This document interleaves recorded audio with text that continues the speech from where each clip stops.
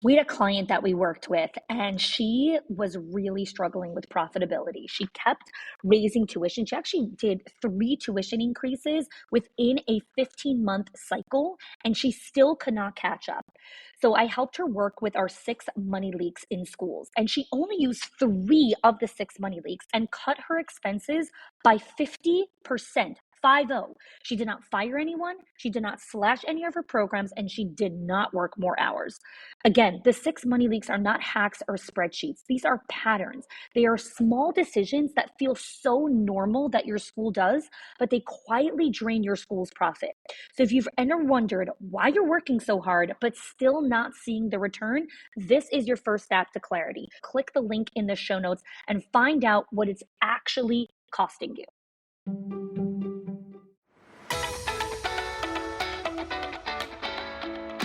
Welcome to the Schools of Excellence podcast, where we have conversations about education, leadership, and building a school of excellence.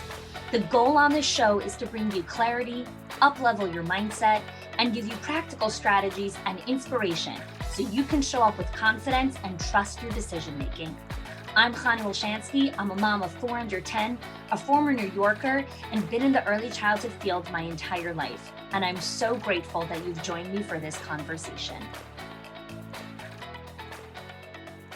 Hello, and welcome back to another episode of the Schools of Excellence podcast. I am recording this episode amidst a cooking marathon that has been going on in my house. So I am going now into the final holiday of a month long of holidays. This is our last one, and my parents are coming early tomorrow morning along with my sister and her husband. They just got married 4 weeks ago at the time of this recording. And we're really excited to host everyone for the holidays. So it's been a pretty hectic start to the school year. My kids finished camp on August 13th was their last day. And we went straight from there into preparing for the wedding, which was on August 31st. And then we jumped into the new school year, which started on August 23rd, jumping straight into the high holidays and then some other start and stop for school year. And at the time of this recording on September 19th, my kids have actually not been in school yet for a full, complete week. That actually starts October 4th will be their first full week of school. So it has been a lot of start and stop, a lot of busyness, a lot of just navigating the craziness. And I know that if you're listening to this episode, you are very much in the throes of everything that's going on at the start of a new school year. You know, everyone needs some extra staff. We all need extra hands with all the stuff that are going on. We're trying to get fully staffed in a kind of global hiring shortage. And there's a lot of other projects that are happening as well. And what I like in this time to what I compare it to is sometimes we feel like we're swimming without a life jacket on in a very stormy, rainy season. And it's very similar to when a city gets flooded. You know, while the city has very typical draining systems that work for a usual rainstorm, when the rain comes in fast and furious and it's, pouring buckets, as they say, per minute, the draining systems can't keep up. And then the city floods. And so you may be listening to this and say, but I've got really good systems and habits to lean on during crazy seasons. Really, those are for regular seasons, the regular chaos and ambiguity of a regular day. The beginning of the school year has it very compressed into a very short period of time with a lot of craziness. And so it's like kind of flood season, everything is just flooding. And so it comes in fast and furious. Before you blink, you're underwater. And just like when you're underwater, everything feels blurry and muffled and it's hard to hear. Your decision making and clarity can sometimes feel very blurred during this time. And to take it even a step further, for the planners that listen to this podcast, for those of you that like to plan and have your calendars and time blocking, what happens is we sometimes think that we can plan our way out of chaos. And if we plan enough, then we can avoid chaos entirely. And we kind of tell ourselves these little lies. And it's exactly what it is. It's a little lie. You can't plan your way out of chaos, and you can't plan enough to avoid chaos entirely. That's the perfectionist mindset, where if I look perfect and do everything perfectly, then I can avoid shame, blame, embarrassment, and feelings of not enoughness. It's not true. It's just not true. Life is going to throw us curveballs. Life is going to throw things that are unexpected. And what you want more than a perfectly orchestrated calendar is you actually want the mental toughness and resiliency to rise back up again. So, in today's episode, I'm really going to walk you through a few common things that I see in schools and some powerful ways to combat it. When I get on support calls during this season with directors from the Directors Inner Circle and from our Owners HQ program, this is really a season where people just lean in community.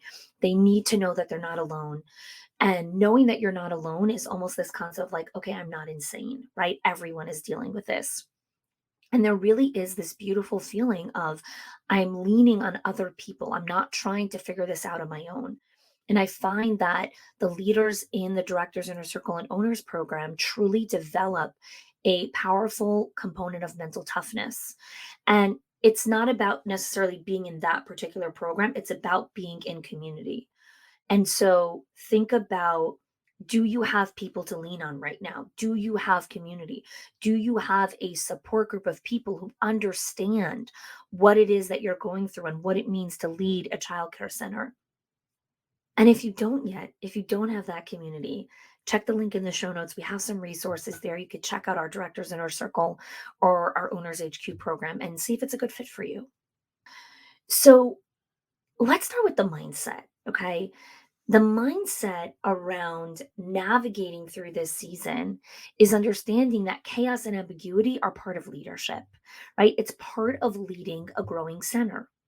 So stop believing that you can plan your way out of chaos and thinking that there's always something or someone to blame for your problems. Sometimes just stuff happens, right? And we need to believe that we have the arsenal to walk through the hardship and make it on the other side. And that's what we want to be able to do. We want to build that strong reserves, that toolkit of strategies, of mindset strategies that we can lean on when things are hard. Not, oh, things are hard. I didn't plan enough. Someone else is to blame for this, right? That's what we're looking for. So I'm going to walk you through some things for staff right now because I know many of you are not even thinking about yourself in this current moment. You're really thinking about your staff. So, the biggest indicator for getting staff into chaos is staff many times lack developmentally appropriate practice. They don't really understand what is normal for each age group.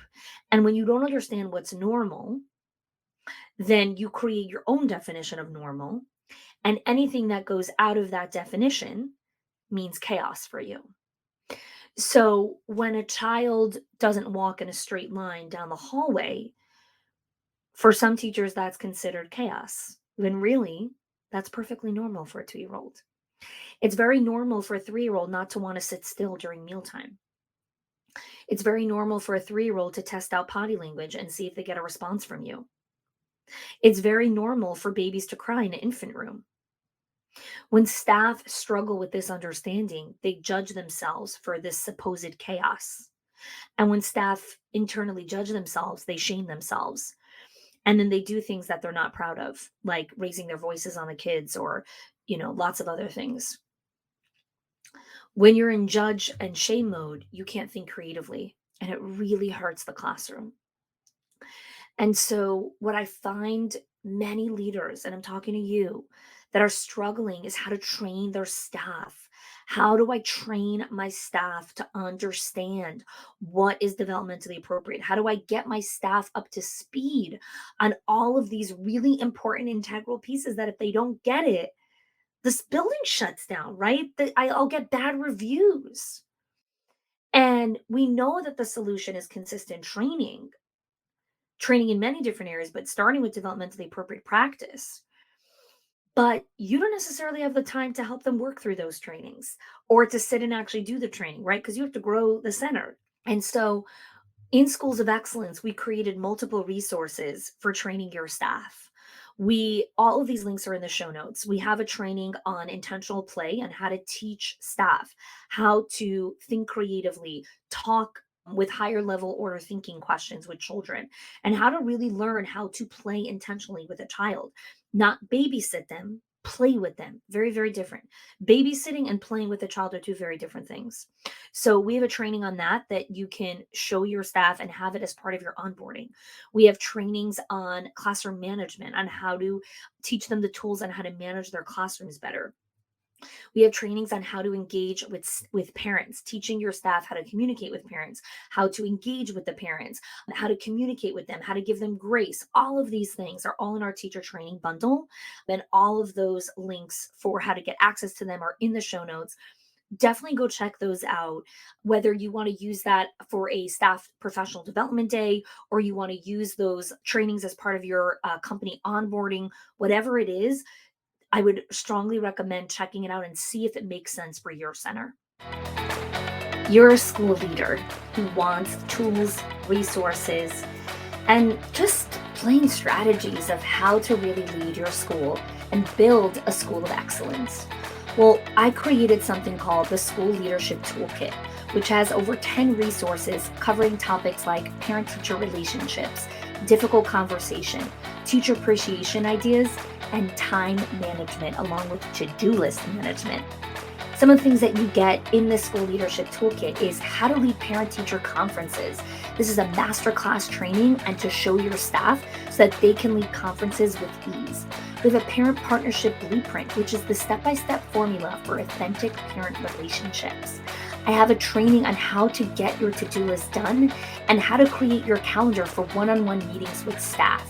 I have tools on how to filter distractions so that you can make the best decisions, and reflective questions to ask teachers for goal setting and performance reviews, along with so much more. This mini toolkit is actually just the thing that you need to kick off this amazing school year and give you the confidence and the ability to trust your decision making as you head into another amazing year. Go check it out, the link in the show notes, or go to hani.me/toolkit. So that is one component of the chaos, like really just helping staff understand and normalizing what is developmentally appropriate so they stop judging themselves, right? So they stop trying to plan their way out of chaos, but actually know what the chaos is. So they're making developmentally appropriate schedules and plans for the day. The other thing I want to talk about today is about stop trying to make things easier in every given moment. I think we have very mentally weak people coming into the workforce in today's world. And the moment something gets hard or they don't know how to do something, they'll either fall into pieces or come to you and say, I don't know how to do that. I don't know how to do that either. I'm going to go figure it out. Right. I didn't know how to start a podcast 8 months ago. I figured it out. I don't know how to do a lot of things. I figure them out if I want to know how to do it. And what happens is we've cushioned and kind of handicapped our people to believe that if something's hard, then they don't have to do it, or it means that they're stupid.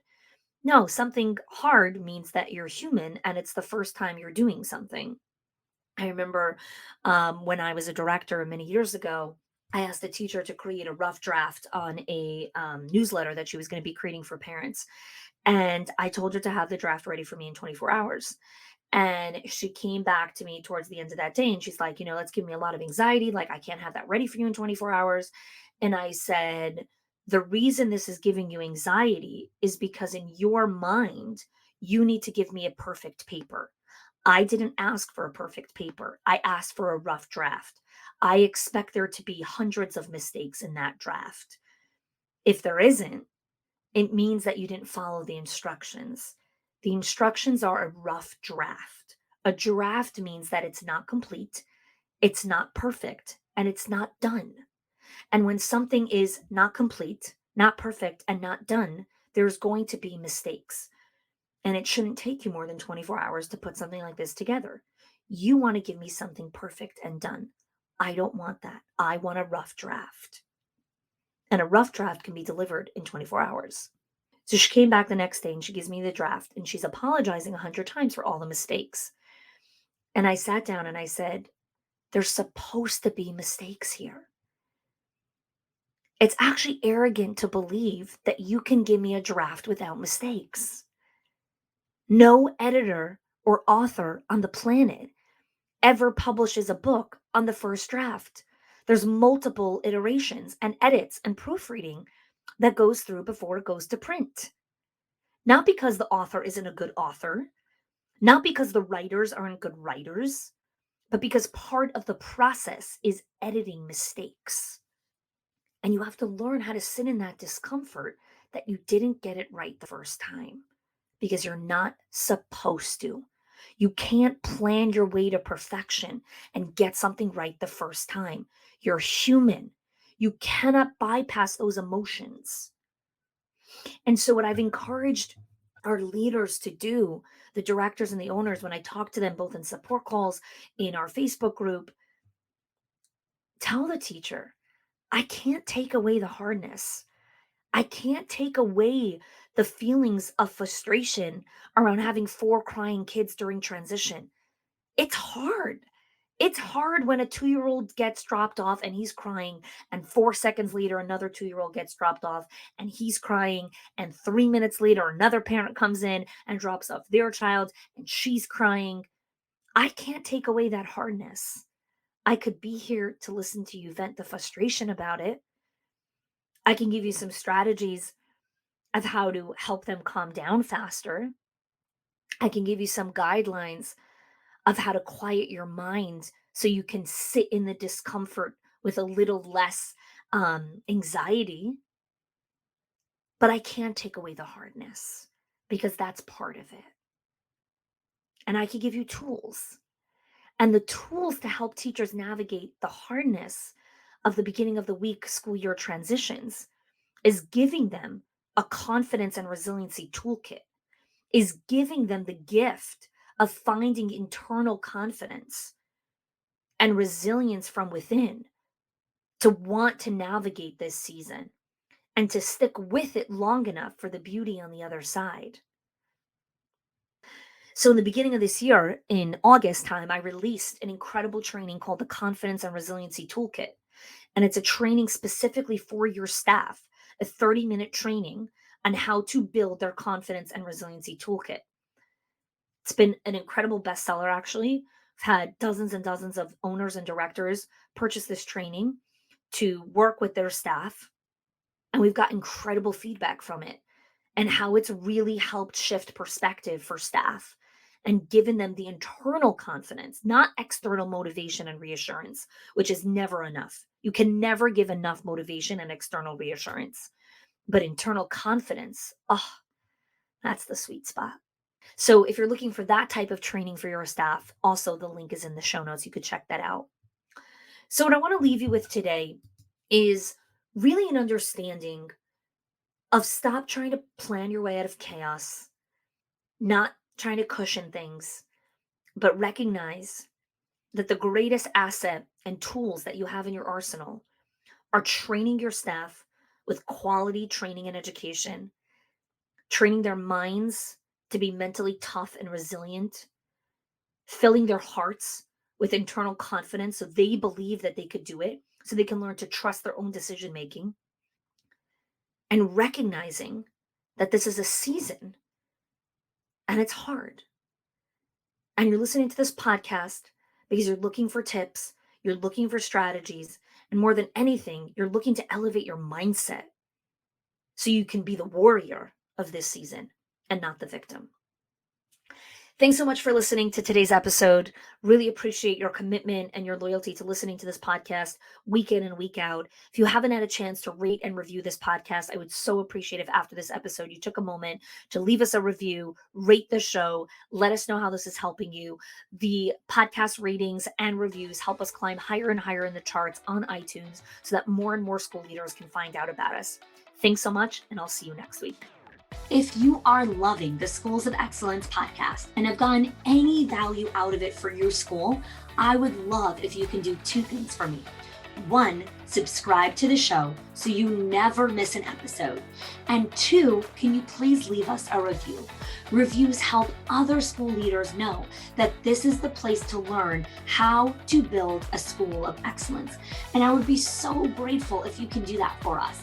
Your help and support makes this show to be able to be listened by the thousands of other school leaders all around the world. Thanks so much for listening, for giving us your time and attention each and every week, and I appreciate that you have joined us.